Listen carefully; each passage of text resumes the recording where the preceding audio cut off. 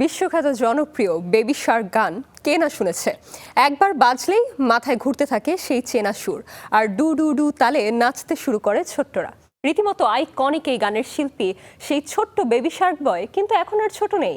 এক দশক পর নতুন পরিচয়ে ফিরেছেন তিনি কে পপ গায়ক হিসেবে।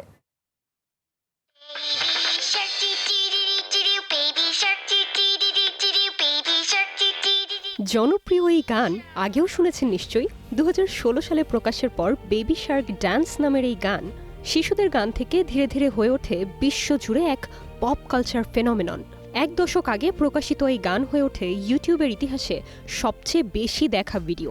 এখন এর ভিউ 17.2 বিলিয়নেরও বেশি।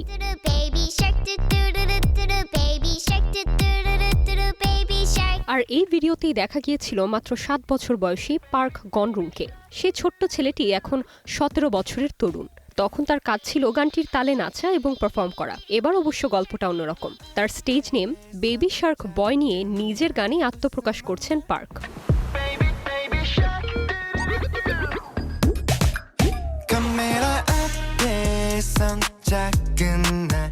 20 অগস্ট প্রকাশ হয়েছে তার প্রথম ডিজিটাল সিঙ্গল ওয়েভ।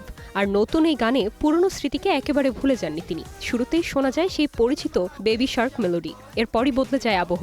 চেনা সুর মিশে যায় আধুনিক ইলেকট্রোপপ বিটে। গানের কথাতেও অবদান রেখেছেন পার্ক। বেবি শার্ক ড্যান্স সারা বিশ্বের মানুষের মধ্যে আনন্দ ছড়িয়ে দিয়েছে।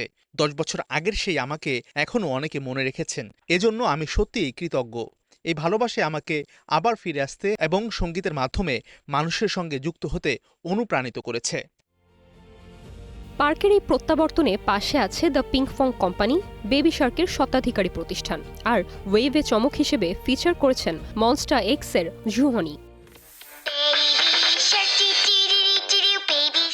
শুধু ইউটিউবেই নয়, বেবি শার্কের প্রভাব গড়িয়েছে বহুদূর। গানটি এরই মধ্যে বাজানো হয়েছে হোয়াইট হাউসে। এমনকি এর জনপ্রিয়তা নিয়ে কথা বলেছেন মার্কিন প্রেসিডেন্ট ডোনাল্ড ট্রাম্প এবং টেসলার সিইও ইলন মাস্কও। গানটি ঘিরে তৈরি হয়েছে অসংখ্য প্যারোডি, নাচের ট্রেন্ড আর বিশ্বজুড়ে উন্মাদনা।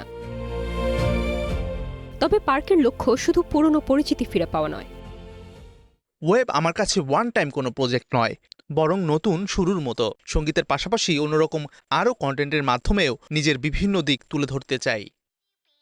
এক দশক আগে যে গানের তালে বিশ্ব তাকে চিনেছিল, এবার সেই স্মৃতিকেই সঙ্গে নিয়ে শুরু হলো পার্কের নিজের সঙ্গীত যাত্রা। শুধু বেবি শার্ক বয় হয়েই নয়, এবার নিজের কণ্ঠে নিজের নতুন পরিচয় গড়তে চান এই শিল্পী। নির্জন নুসরাত, স্টার এন্টারটেইনমেন্ট।